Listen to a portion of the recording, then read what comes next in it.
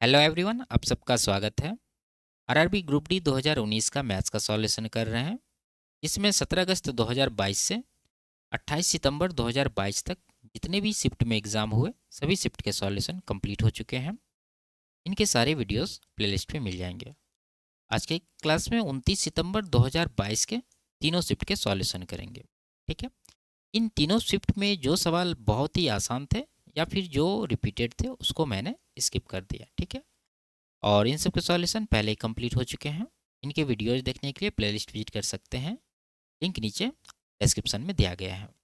तो शुरू करते हैं। उससे पहले चैनल पर नए हैं तो चैनल को सब्सक्राइब कर लीजिए। आगे बढ़ते हैं। पहला सवाल है, एक आयत की लंबाई 20 सेंटीमीटर और चौड़ाई 8 सेंटीमीटर है। जब लंबाई बढ़ाकर 25 सेंटीमीटर कर दी जाती है तो इस आयत की चौड़ाई कितनी होगी यदि इसका क्षेत्रफल पहले जैसा ही रहे। यानी इसको क्षेत्रफल में कोई परिवर्तन नहीं करना है। ठीक है। तो यहाँ पर देखिए आयत की लंबाई और चौड़ाई दे रखा है। अगर यहाँ से आयत का क्षेत्रफल निकालें तो कितना होगा। अब जानते हैं कि आयत का क्षेत्रफल होता है लंबाई गुना चौड़ाई। लंबाई 20 है और चौड़ाई 8 है। गुना कर देंगे तो ये क्षेत्रफल हो गया। लेकिन ये कह रहा है कि लंबाई को बढ़ाकर 25 कर दिया गया है। तो अब जो क्षेत्रफल निकालेंगे उसमें लंबाई 25 लेंगे और चौड़ाई हमें निकालना है तो मान लेंगे चौड़ाई b है। दोनों कंडीशन के क्षेत्रफल को इक्वल करके यहाँ से b का वैल्यू निकाल लेंगे। ठीक है। अगर इसको कटाएं तो 5 से 5 बार में, 5 से 4 बार में, तो b बराबर कितना हो जाएगा 8 चौके 32/5। ठीक है। 5 से डिवाइड करेंगे, 5 छक्के 30, 5 चौके 20 यानी 6.4 सेंटीमीटर इसका आंसर होगा। ऑप्शन नंबर 2 में दे रखा है। आगे, यदि इसको एक द्विघात समीकरण के रूप में लिखा जाता है जहाँ y बराबर 2 की पावर 3x है तो नीचे दिए गए विकल्पों में से कौन सा उपरोक्त द्विघात समीकरण को निरूपित करेगा। ठीक है। तो देखिए इसमें क्या कर रहा है कि ये 2 की पावर 3x की जगह पर y को रिप्लेस करना है। ठीक है। तो आपको ये समीकरण पकड़ना है और इसमें जहाँ जहाँ 2 की पावर 3x बन सकता है वहाँ वहाँ हम लोग बनाएंगे। फिर उसके जगह पर y रिप्लेस कर देंगे। तो देखिए यहाँ पर 4 की पावर 3x है। क्या 4 को हम लोग 2 का स्क्वायर लिख सकते हैं और इस पर जो है पावर 3x पहले से वो लिख देंगे। माइनस 8 की पावर x प्लस 1 है तो 8 को हम लोग 2 का क्यूब लिख सकते हैं और ये x प्लस 1 पावर पहले से वो भी डाल देंगे। प्लस का 16 बराबर 0, ये चीज़ आया है। अब देखिए इसमें 2 की पावर 3x चाहिए। आप जानते हैं कि इन दोनों में कौन सा संबंध होता है, गुना का। आप इसको यहाँ पर भेज सकते हैं। तो इसको आप 2 की पावर 3x का स्क्वायर लिख सकते हैं। उसी तरह इसको भी करेंगे। देखिए 2 की पावर ये गुना होगा 3 गुना x, तो क्या बन जाएगा 2 की पावर 3x। ठीक है। फिर ये 3 गुना 1 करेंगे तो 3 होगा, तो 2 की पावर 3 बना, जिसको हम क्या लिख सकते हैं 8। ठीक है। अब जानते हैं कि किसी भी, जैसे मान लीजिए x की पावर n है, गुना है x की पावर m है, तो इस कंडीशन में क्या हो जाता है x की पावर m प्लस n, यानी दोनों पावर जुट जाता है। और यहाँ पर पावर जोड़ के रखा है तो हम लोग इसको अलग अलग करके गुना कर सकते हैं। वही चीज़ यहाँ पर की है। ठीक है। और प्लस का 16 बराबर 0। अब देखिए 2 की पावर 3x है, इसको क्या करना y रखना है, तो इस पर हम लोग y रखेंगे तो y का स्क्वायर बनेगा यहाँ पर। माइनस यहाँ पर y रखेंगे तो y गुना 8 क्या हो जाएगा 8y, और प्लस का 16 बराबर 0। तो ये आपका आंसर होगा। ऑप्शन नंबर कौन सा है, 4 में दे रखा है। ठीक है। आगे, त्रिभुज ABC और त्रिभुज DEF में यदि AB बराबर D, AC बराबर EF और BC बराबर DF है तो SSS यानी भुजा भुजा भुजा प्रमेय के आधार पर निम्नलिखित में से कौन सा सत्य है। ठीक है। देखिए दोनों त्रिभुज के तीनों संगत भुजाएं यहाँ बराबर दे रखा है, तो ये दोनों त्रिभुज सर्वांग सम होंगे। बस आपको ऑर्डर खोजना है। ठीक है। तो आप एक डायग्राम बना सकते हैं या फिर 2 डायग्राम बना सकते हैं। हम लोग ये क्या करेंगे, यहाँ पर एक बनाएंगे। ये मान लीजिए त्रिभुज है ABC। ठीक है। अब देखिए आप दूसरा वाला, अगर हम लोग देखें तो AB बराबर क्या है D और AC बराबर क्या है EF। तो इन दोनों में आप देख सकते हैं A कॉमन है। उसी तरह इन दोनों में देखिए क्या कॉमन है, E कॉमन है। ठीक है। तो ये A कॉमन हुआ, E कॉमन हुआ, तो A के साथ E आ जाएगा। अब आगे आपको आसानी से मिल जाएगा। AB बराबर D, तो AB यहाँ है, E यहाँ हो गया, तो D यहाँ होगा। ठीक है। उसके बाद AC बराबर EF, AC E यहाँ है तो F यहाँ पर आप लगा दीजिए। उसके बाद तीसरा देखिए अपने बराबर हो जाएगा BC बराबर DF, तो BC है उसके बाद ग्रीन वाला DF है, तो बराबर हो गया। तो ये त्रिभुज सर्वांग हुए दोनों। ऑर्डर क्या है, ABC, ठीक है, ABC। उसके बाद दूसरा हो गया आपका EDF, त्रिभुज EDF। कहाँ पर है EDF? ABC तो सब में है, EDF केवल यहाँ पर है। ये आपका ऑप्शन नंबर 4 करेक्ट आंसर होगा। आगे, 3 के प्रथम 7 गुणजों का औसत कितना होगा? ठीक है, ठीक है, आपको औसत निकालना है तो देखना है कि ये 7 गुणजों में बीच में किसका स्थान है, तो आप कहेंगे यहाँ पर बीच में रहेगा चौथा पद। ठीक है, आप n+1/2 भी कर सकते हैं आसानी से निकालने के लिए। जैसे 7+1 8 हुआ, 8 को 2 से डिवाइड करेंगे तो 4 आएगा, चौथा पद हुआ। तो 4 को गुना करेंगे किससे, किसका गुणजकर है, 3 का, तो 3 से गुना करेंगे तो 4 तिया 12 जो है आपका औसत होगा। ऑप्शन नंबर 2 में दे रखा है, ज़्यादा कुछ इसमें नहीं करना है। एडुआर्डो, अब्राहम और जेवियर एक कार्य को क्रमशः 12, 10 और 15 दिन में पूरा कर सकते हैं। उन सभी 3 व्यक्तियों ने एक साथ कार्य करना प्रारंभ किया।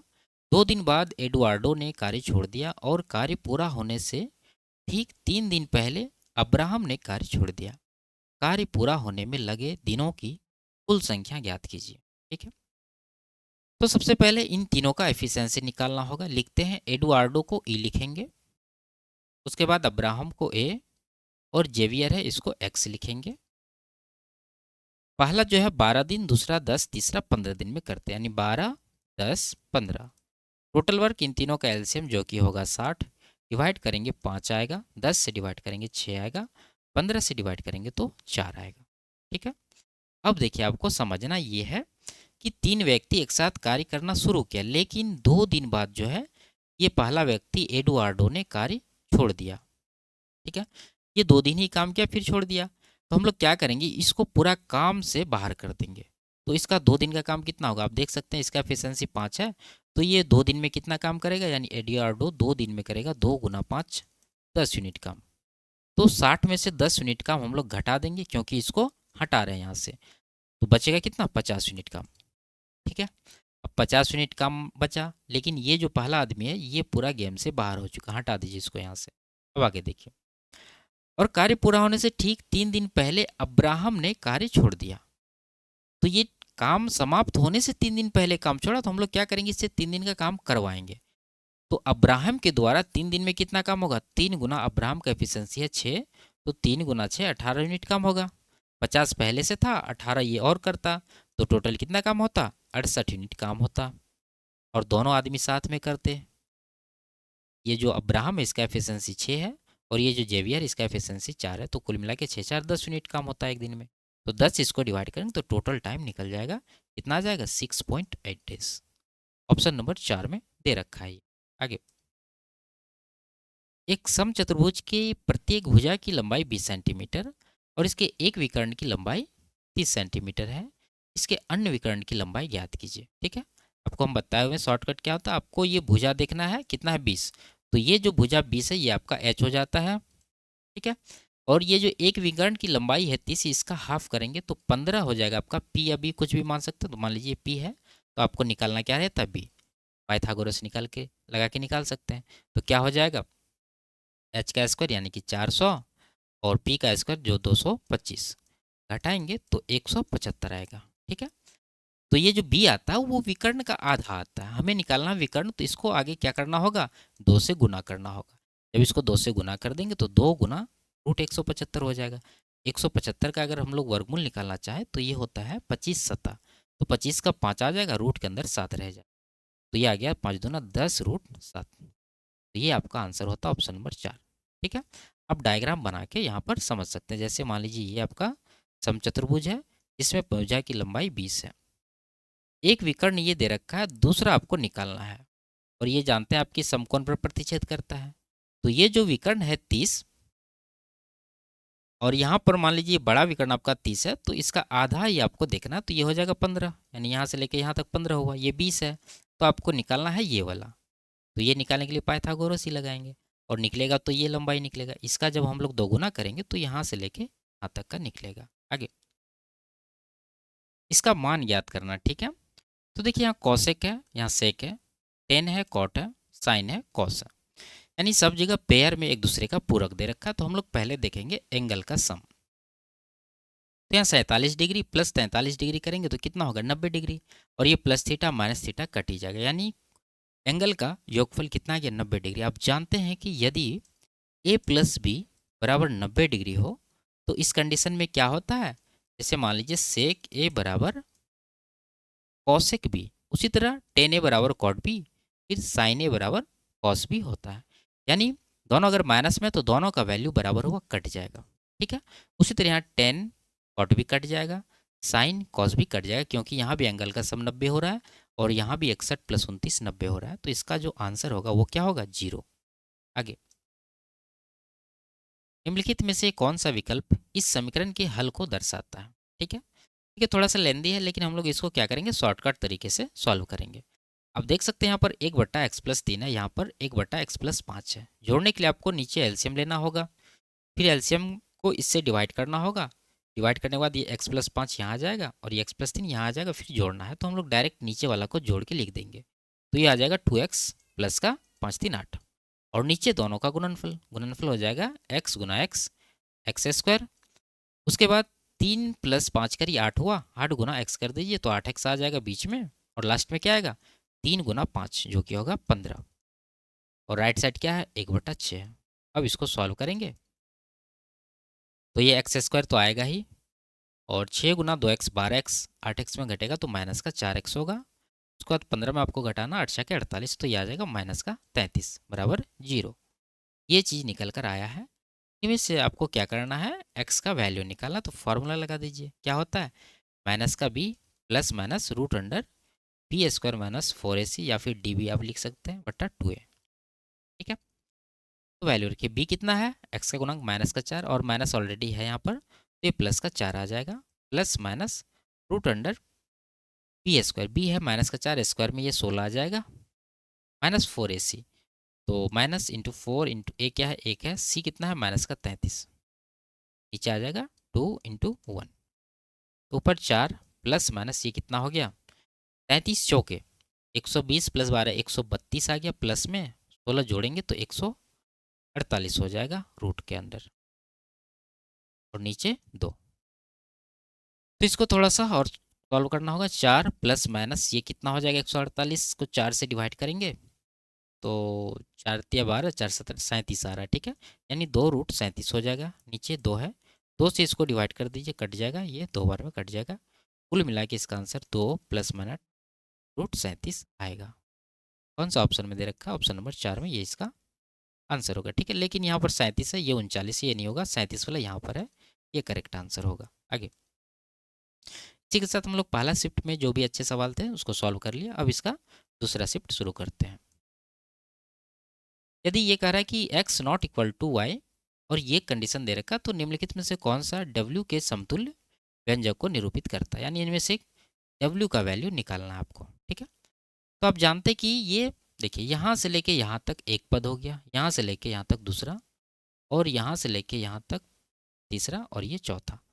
इस तरह से अगर लिखा रहता है a अनुपात b समानुपात c अनुपात d, तो इसमें आप जानते हैं कि बीच वाला का गुणनफल बाहर वाले के गुणनफल के बराबर होता है, यानी AD बराबर BC लिख सकते हैं इसको। ठीक है, तो उसी तरह हम लोग यहाँ भी करेंगे। ये बाहर में ये दोनों है, इसको गुना करेंगे तो ये आएगा W गुना, इन दोनों में कॉमन लेके लिखिए क्योंकि ये कॉमन होगा, एक्स वाई कॉमन है, बचेगा x माइनस वाई। ठीक है, अब राइट साइड बीच वालों को गुना करके लिखिए, तो बीच वाला का तो कॉमन नहीं है, कुछ लिख देंगे वैसे ही, y z into x minus y गुना, इसमें कॉमन है क्या, x कॉमन है तो x ले लेंगे, बचेगा a² माइनस b²। ठीक है, इसको कटाइए, इसको अगर हम लोग कटाएं तो x माइनस वाई यहाँ पर है, कट जाएगा। ठीक है, और y यहाँ पर है, कट जाएगा, x से x को काट देंगे। ठीक है, अब नहीं कटने वाला है तो w बराबर क्या हो जाएगा, यहाँ पर देखिए z बचा और यहाँ पर a² माइनस b² बचा, तो इस तरह से है नहीं, गुना करना होगा, z गुना a² करेंगे तो z a² होगा, माइनस है, फिर z गुना b² करेंगे तो z b² होगा। तो ये आपका आंसर निकला है, यहाँ पर दे रखा है। आगे, इसको सरल करना है, तो आप देखिए यहाँ क्या है 16 लिख देंगे, उसके बाद यहाँ a है, यहाँ a है, आधार बराबर यहाँ पर हमें मिला, और यहाँ देखिए b है और यहाँ पर भी b है, ये दोनों आधार भी बराबर है। अब जानते हैं कि आधार अगर बराबर रहे और दोनों में भाग का संबंध रहे तो पावर क्या होता है, घट जाता है। तो यहाँ बट्टा में तो इसका मतलब क्या, भाग ही है। तो 16 गुना कर देंगे, उसके बाद एक का अगर लिखे हम लोग तो इसका पावर 4/3 है, इसका माइनस का 2/3 है। तो 4/3 में 2/3 माइनस करेंगे तो कुल मिला के ये प्लस हो जाएगा, क्योंकि माइनस ऑलरेडी है। तो 4 2 6/3 होगा, कटाने के बाद ये 2 आ जाएगा। ठीक है, उसी तरह बी का कर दीजिए। -5/6 यहाँ पर 1/6 माइनस करेंगे तो माइनस का 6/6 होगा, कटाने के बाद ये माइनस का 1 आएगा। और इन सब का पावर 1/2 पहले से है। अब क्या होगा, ये पावर हाफ सब पर है तो 16 पर हाफ पावर यानी क्या, 16 का वर्गमूल जो कि होगा 4। ठीक है, ए स्क्वायर पर हाफ पावर करेंगे तो 2 2 कटेगा तो ए आएगा। और बी की पावर -1 है, इस पर 1/2 पावर करेंगे, माइनस की वजह से ये नीचे आ जाएगा। ठीक है, तो बी की पावर 1/2 नीचे आ जाएगा, तो कुल मिला के 4a/b की पावर हाफ आंसर होगा। तो कहाँ पर दे रखा, ऑप्शन नंबर 2 में दे रखा है। आगे, यदि a बराबर ये है और b बराबर ये है तो इसका मान ज्ञात करना है। तो आप देख सकते हैं यहाँ पर a को √3 से गुना करना है। तो यहाँ पर अगर हम लोग √3 से दोनों साइड गुना कर दें, इस साइड भी, तो यहाँ से a√3 का वैल्यू आपको मिलेगा, तो गुना करके डायरेक्ट यहाँ रख दीजिए। 28 गुना √3 ये हो जाएगा 28√3। आगे माइनस है 5√12 गुना √3 करना, तो 5 तो रहेगा ही, √12 गुना √3 कितना हो जाएगा, √36, जिसका वैल्यू 6 होगा, तो 6 पंचा 30 हो जाएगा। और b का वैल्यू सेम रख देंगे जो यहाँ पर है, 2 + √3, तो ये हो जाएगा प्लस का 2 + √3। तो ये कितना हो गया, 28√3 + √3 ये हो गया 29√3, -30 + 2 ये हो जाएगा माइनस का 28।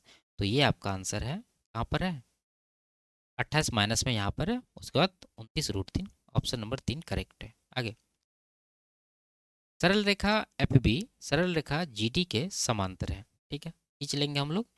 ये मान लीजिए आपका सरल रेखा, इसका नाम क्या है, एफ बी, और एक दूसरी सरल रेखा, इसका नाम है जी डी। और ये दोनों क्या है, एक दूसरे के समांतर है। ये सरल रेखा एफ बी पर स्थित एक बिंदु है। अब यहाँ पर मान लीजिए एफ बी ये है, यहाँ पर बिंदु मान लीजिए ए है, और सी सरल रेखा जी डी पर स्थित एक बिंदु है। तो यहाँ मान लीजिए बिंदु ये सी है। ई एफ बी और जी डी के मध्य स्थित एक ऐसा बिंदु है कि बी ए 118 और कोण डी सी 112 डिग्री है। तो कोण ए ई सी का आधा निकालना आपको। ठीक है, तो ये ई है कहाँ, एफ बी और जी डी के बीच में। तो एफ बी ये है, जी डी ये है, तो यहाँ पर मान लीजिए कहीं पर जो है आपका ये बिंदु ई है। अगर बिंदु ई यहाँ ले तो कौन बना, कौन सा, बी ए ई जो 118 है। तो बी ए ई से ए को मिला दीजिए, ये वाला जो एंगल बना ये है 118 डिग्री। डी सी ई, डी यहाँ है, सी यहाँ, ई से सी को मिला देंगे तो ये वाला एंगल बनेगा 112 डिग्री का। तो हमसे पूछा जा रहा है ए ई सी का आधा, ए ई सी ये वाला कोण का हाफ। तो ये वाला कोण कैसे निकलेगा, देखिए अगर हम लोग देखें, इसको एक लाइन खींच देते हैं यहाँ से जो इन दोनों के पैरेलल है। अगर ये पैरेलल हुआ तो हम लोग ये कोण निकाल सकते हैं, क्योंकि आप जानते हैं कि दो समांतर रेखाओं के को अगर कोई तीसरी रेखा काटती है तो एक ही और बने अंतः कोणों का योगफल कितना होता है, 180 डिग्री होता है। तो 118 प्लस ये कोण 180 होना चाहिए, जिसमें 118 ये है तो ये कितना होगा 62 डिग्री। ठीक है, 180 में घटाने के बाद उसी तरह इसको भी निकालेंगे, 180 में 112 घटा देंगे तो ये कितना आ जाएगा, ये जाएगा 68 डिग्री। तो इन दोनों का योगफल हो जाएगा टोटल कोण 62 + 68 जो कि होगा 130 डिग्री। और इसका आधा निकालना तो 2 से डिवाइड कर देंगे, 65 डिग्री इसका आंसर होगा। ऑप्शन नंबर 1 में दिया गया है। आगे, यदि 3sin² + 7 cos² बराबर 6 है तो थीटा का मान ज्ञात करना है। ठीक है, तो इसमें आप क्या करिए, यहाँ देखिए 3sin² है, इसको दो पार्ट में तोड़ दीजिए, एक 3 cos² थीटा प्लस दूसरा पार्ट क्या हो जाएगा 4 cos² थीटा। ये 3 cos² थीटा को 3sin² थीटा के साथ मिला देंगे तो यहाँ पर 3 कॉमन हो जाएगा और अंदर बच जाएगा sin² प्लस cos² जिसका वैल्यू 1 होता है। तो कुल मिला के इसका वैल्यू 3 हो गया, और प्लस का 4 कॉस स्क्वायर थीटा, ये दूसरा वाला पार्ट रह जाएगा, बराबर राइट साइड 6 यहाँ पर दे रखा था। तो यहाँ से कॉस स्क्वायर थीटा का वैल्यू कितना होगा, ये 3 जाके पहले घट जाएगा तो 3 बचेगा, और ये 4 गुना में इधर आके भाग में हो जाएगा। यहाँ से स्क्वायर हटाना है तो इधर वर्गमूल लेना होगा, तो कॉस थीटा बराबर √3/4 का वर्गमूल 2 हो जाएगा। ठीक है, और आप जानते हैं कि कॉस थीटा में √3/2 किसका वैल्यू होता है, कॉस 30 डिग्री का, तो थीटा का वैल्यू यहाँ से 30 डिग्री आएगा। यही हमें निकालना था, ऑप्शन नंबर 2 करेक्ट होगा। यदि पाइप ए एक टंकी को x घंटे में भर सकता है, पाइप बी उसी टंकी को y घंटे में भर सकता है, और पाइप सी पूरी भरी टंकी को z घंटे में खाली कर सकता है, तो पाइप ए बी और सी सभी को एक साथ खोल दिए जाने पर टंकी को पूरा भरने में लगने वाला समय ज्ञात कीजिए। ठीक है, देखिए आप इफिशियंसी निकाल लीजिए। ए है जो x घंटे में भरता है, बी जो है y घंटे में, और सी जो है z घंटे में खाली करता है। टोटल कैपेसिटी इन तीनों का एलसीएम, एलसीएम तो आएगा नहीं, गुना करना होगा, जो कि हो जाएगा एक्स वाई जेड। इससे डिवाइड करेंगे तो वाई जेड यहाँ पर आएगा, वाई से डिवाइड करेंगे तो एक्स जेड यहाँ पर आएगा, और जेड से डिवाइड करेंगे तो एक्स वाई यहाँ पर आएगा। लेकिन ये जो है सी खाली करने वाला है, तो इसको माइनस में लिखिए। अब तीनों को एक साथ चलना है तो कितना टाइम लगेगा, टोटल वर्क ये है एक्स वाई जेड, और तीनों साथ में काम करेगा तो ए इतना भरेगा, बी इतना भरेगा, लेकिन सी जो इतना खाली कर देगा। तो इन दोनों को जोड़ दीजिए, यानी Y Z plus X Z, उसमें माइनस कर दीजिए एक्स वाई, तो ये आपका टाइम होगा। तो एक्स वाई जेड तो सब में है, वो वाई जेड देखना है, प्लस एक्स जेड देखना है, तो यहाँ पर है प्लस का एक्स जेड, और लास्ट में माइनस का एक्स वाई यहाँ पर है। ऑप्शन नंबर 2 आपका करेक्ट आंसर होगा। आगे, यदि P और Q सहभाज्य यानी को प्राइम है, तो P की पावर 7 और Q की पावर 9 क्या है। ठीक है, तो ये भी सहभाज्य ही होगा, इन दोनों में है, आंसर हो सकता है। ये नहीं वाला तो इसका हटा देंगे, और ये अभाज्य संख्या इसको भी हटा देंगे। अब समझने के लिए लिख सकते हैं, मान लीजिए 2 नंबर को प्राइम हम लोग लिख रहे हैं, जैसे मान लीजिए 5 और 8 है, ये दोनों को प्राइम का पेयर है, क्योंकि इनका जो हाईएस्ट कॉमन फैक्टर है वो 1 है।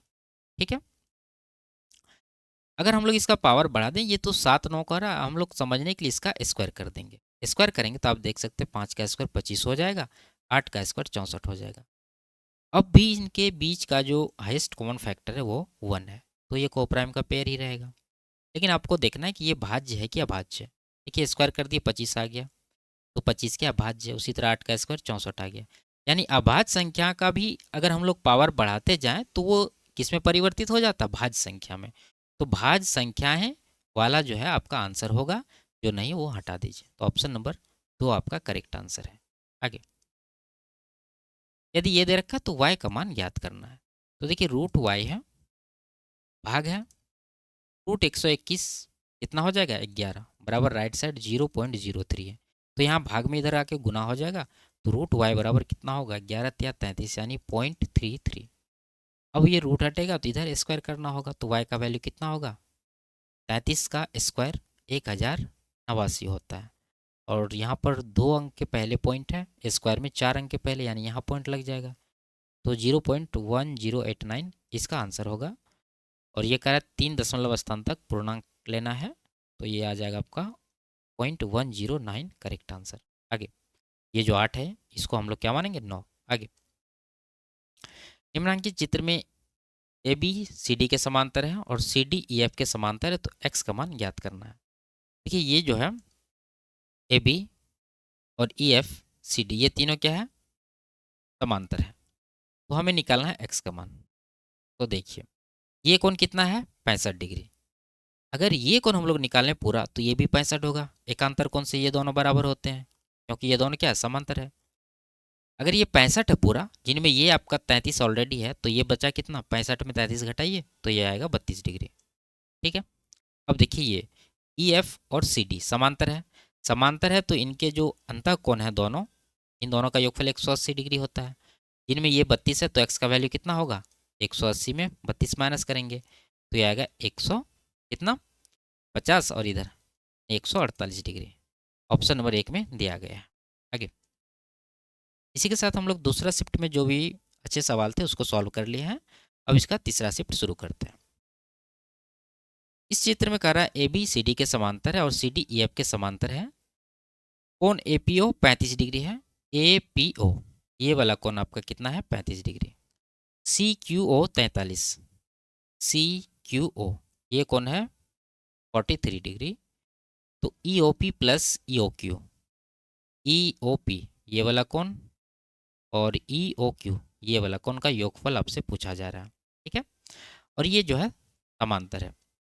अगर ये दोनों समांतर है तो इनके अंतः कोणों का योगफल 180 डिग्री होता है। अभी जस्ट बताएं आपको, जिनमें ये एक 35 दे रखा है तो ये कितना होगा, ये हो जाएगा 180 माइनस 35, घटाने के बाद कितना बनेगा 145 डिग्री। तो ये कोण आपका आ गया 145 और ये हो जाएगा 180 माइनस 43, ये घटाएंगे तो 137 आ जाएगा। ये इन दोनों का योगफल पूछा जा रहा है हमसे। योगफल कितना होगा 270 12 282। ठीक है, यानी ये कोण और ये कोण दोनों को जोड़ना है तो 282 डिग्री इसका सही आंसर होगा। एक घनाभाकार हॉल की लंबाई 15 मीटर और चौड़ाई 10 मीटर है। यदि इसके फर्श और छत के क्षेत्रफल का योग चारों दीवारों के क्षेत्रफल के योग के बराबर है तो हॉल का आयतन ज्ञात कीजिए।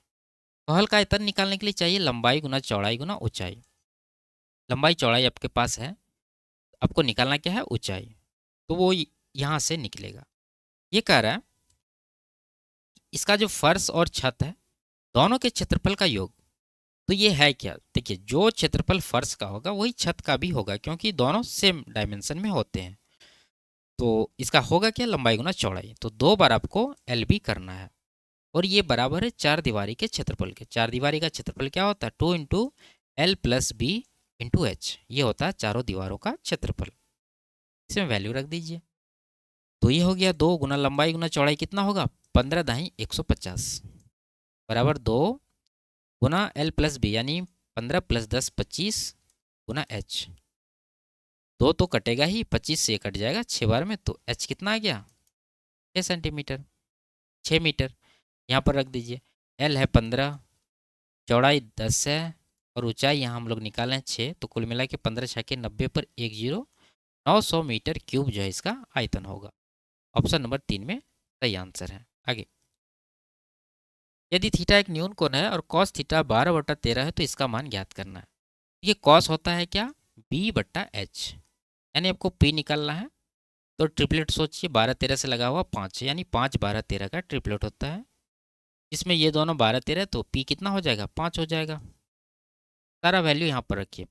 13 साइन थीटा, साइन होता है p/h, p 5 है, h यहाँ पर देखिए 13 है, प्लस 12 गुना सेक होता है h/b, यानी इसका रेसिप्रोकल, तो ये हो जाएगा 13/12 और नीचे 12 10 होता है p/b, p है 5 और b है 12 प्लस 5/कॉसेक होता है h/p।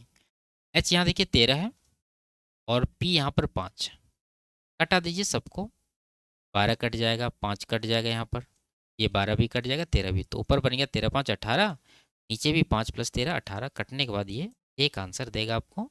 ऑप्शन नंबर 3 सही आंसर। आगे, यदि x का ये वैल्यू है y का ये वैल्यू है तो x माइनस वाई का मान ज्ञात करना है। ठीक है, तो देखिए इसको अगर देखें तो ये रूट के अंदर है, तो इसको रूट से बाहर करने के लिए इसे तोड़ना होता है हमें 2ab के फॉर्म में। ठीक है, तो कैसे तोड़ेंगे, 2 तो है ही, उसके बाद √40 को तोड़ना है ab। तो ab तोड़ने वक्त आपको ध्यान रखना है कि उसका स्क्वायर का सम 13 होना चाहिए। तो आप कहेंगे √5 गुना √8 अगर हम लोग कर दें तो आप देख सकते हैं √5 का स्क्वायर 5 हो जाएगा, √8 का स्क्वायर 8 हो जाएगा, जोड़ेंगे तो ये 13 बन रहा है। यानी ये √8 गुना √5 में हम इसको तोड़ सकते हैं। उसी तरह यहाँ भी तोड़ देंगे, 2a यानी कि √8 गुना b √5, ये हो जाएगा। यानी ये वैल्यू अंदर का हो जाता है a प्लस बी के होल स्क्वायर पर, और यहाँ माइनस है तो a माइनस बी के होल स्क्वायर पर। तो ये आएगा क्या बाहर, यहाँ से बाहर आ जाएगा ये दोनों का योगफल, यानी √8 प्लस √5, ये हो गया x का वैल्यू, और y का वैल्यू क्या होगा वो यहाँ से आएगा, माइनस है तो बड़ा वाला वैल्यू आपको आगे रखना √8, पीछे वाला छोटा रहेगा यानी √5। पहला में से दूसरा को माइनस करना है क्योंकि माइनस करके पूछ रहा है, तो माइनस करेंगे तो यहाँ पर चिन्ह आप बदल दीजिए, यहीं पर कैलकुलेट कर दीजिए, ये कट जाएगा, यहाँ √5 प्लस √5 2√5 इसका आंसर हो जाएगा। ऑप्शन नंबर 2 में दिया गया है। आगे, यदि x बराबर 5 है तो इसका मान ज्ञात करना है। तो देखिए इन दोनों में एक्स स्क्वायर कॉमन है, तो एक्स स्क्वायर कॉमन है, कॉमन लेंगे तो एक्स स्क्वायर का वर्गमूल x बाहर आ जाएगा, यानी कि 16x स्क्वायर बाहर हो जाएगा। ये एक्स स्क्वायर क्यों हुआ? x पहले से था, एक x रूट के अंदर से बाहर आया तो एक्स स्क्वायर हो गया, और रूट के अंदर क्या बन गया? यहाँ पर x और यहाँ पर 1, यानी x माइनस 1।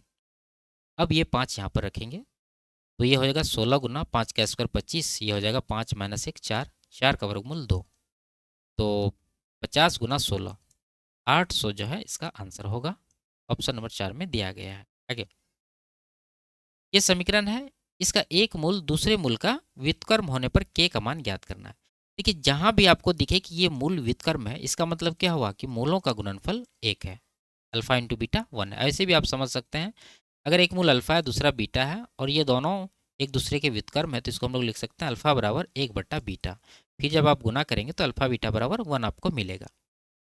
तो अल्फा बीटा अगर हम लोग इस समीकरण से निकालें तो क्या होता है? c/a। सी क्या? अचर पद जो कि यहाँ पर दे रखा है 7 माइनस 2 के, तो 7 माइनस 2 के यहाँ आएगा।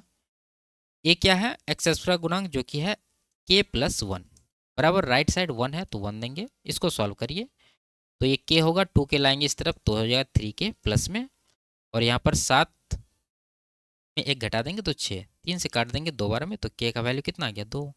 यह हमसे पूछा जा रहा था। आगे, एक सिनेमा घर में प्रत्येक बच्चे के लिए टिकट का मूल्य $2, जबकि प्रत्येक वयस्क के लिए टिकट का मूल्य $5 है। एक विशेष दिन 2000 व्यक्तियों ने टिकट खरीदे और $5050 की धनराशि एकत्र हुई। उस दिन बेचे गए $2 वाले टिकटों की संख्या ज्ञात कीजिए। ठीक है, देखिए इस सवाल को जैसे हम लोग मुर्गियों या गायों की संख्या निकालते हैं उसी तरह से इसको भी सॉल्व करेंगे। तो सबसे पहले आपको लिखना है टिकट के मूल्य क्या समय। पहला जो बच्चों का टिकट है वो $2 के आते हैं, और जो वयस्क के टिकट हैं वो $5 के हैं। हमें निकालना है $2 वाला, तो क्या करेंगे हम लोग, ये जो $2 वाला टिकट है इसको भी मान लेंगे इसके बराबर, यानी इसका भी वैल्यू $5 के बराबर मान लेंगे। अगर ये वैल्यू भी 5 हो गया, ये भी 5 हो गया, और टोटल टिकट 2000 व्यक्तियों ने खरीदा है तो कितना पैसा आया होगा? 2000 व्यक्ति गुना प्रत्येक टिकट $5 का हो गया, ये $5 का हो गया, तो 5 से गुना करेंगे तो $10,000 इसको प्राप्त होने चाहिए। लेकिन इसको प्राप्त कितने हुए? 5050। तो कितना का डिफरेंस हो गया? 5050 अगर घटा दे इसमें तो ये $450 इसको अधिक मिला है। ये जो अधिक मिला है $4950, ये किस वजह से मिला है? ये $2 को हम लोग कितना काउंट किए थे? $5। तो कितना अधिक काउंट किए हैं? 3। इसी 3 से आपको ये अधिकता को डिवाइड करना है। इसको अगर हम लोग 3 से डिवाइड करें तो ये आएगा 16, 3 बचे, इसके बाद 0, यानी 1650 ये ₹2 वाले टिकट बिके। ऑप्शन नंबर 4 इसका करेक्ट आंसर है। आगे, यदि ये है तो जेड का मान ज्ञात करना। तो एक तरह का सवाल हो चुका है, फिर भी इसको सॉल्व कर लेते हैं। बाहर को गुना करेंगे यानी जेड गुना 2xy², और अंदर वाले को गुना करेंगे तो ये बनेगा 2x² y गुना ये है 2x² y। अब करना आपको क्या? कटाना है। देखिए 2 तो कटेगा ही, और y² से दोनों y को काट दीजिए। उसके बाद x एक है यहाँ पर काटेंगे तो x बच जाएगा। तो कुल मिला के z बराबर कितना होगा? x गुना 2x², ये हो गया 2x³।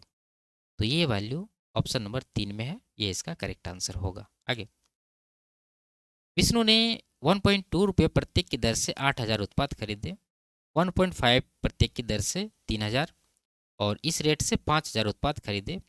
प्रति उत्पाद औसत मूल्य ज्ञात कीजिए। ठीक है, देखिए प्रति उत्पाद औसत मूल्य निकाला तो हम लोग क्या करेंगे? उत्पाद का रेशियो ले लेंगे। यहाँ 8000 है, यहाँ 3000 है, यहाँ 5000 है, 3 जीरो सबके लास्ट में काट देंगे तो ये बन गया रेशियो 8, यहाँ पर 3 और यहाँ पर 5। अब वैल्यू लिखिए, इसका वैल्यू 1.2 है, दूसरा वाला का 1.5 है, तीसरा वाला का 1.4 है। ठीक है, अब आपको निकालना ओवरऑल एवरेज। तो इनमें छोटा वाला मान लीजिए एवरेज है 1.2। अगर ये एवरेज से इसको तुलना करें तो ये 0.3 अधिक है, लेकिन इसका क्वांटिटी क्या है? 3 है, तो टोटल कितना अधिक हुआ? 0.3 गुना 3। उसके बाद यहाँ पर अगर देखें 1.2 से 1.4, 0.2 ज़्यादा है, लेकिन इसका क्वांटिटी क्या है 5 है, तो यहाँ 5 से गुना करेंगे और ये जो डेविएशन है इसको डिवाइड कर देंगे पूरा से, 8 3 11 5 16 से। तो ये 1.2 प्लस ये कितना होगा, ये हो जाएगा आपका 0.9, ये हो गया 5 दूना 10 यानी 1.9 हो गया, नीचे 16, 16 से इसको डिवाइड करना है, 16 का 16 जाएगा, पहले पॉइंट दे दीजिए, 3 बचा 30 हो गया, तो 16 दूना 32 ले लीजिए, 1.2 प्लस ये करेंगे तो 1.32, ये आपका आंसर होगा, ऑप्शन नंबर 4 में दिया गया है। आगे, तो ये लास्ट सवाल था। वीडियो आपको कैसी लगी कमेंट में ज़रूर बताइए, अच्छी लगी तो वीडियो को लाइक शेयर और चैनल को सब्सक्राइब कर लीजिए। फिर मिलते हैं अगले क्लास में, तब तक के लिए बाय बाय, टेक केयर।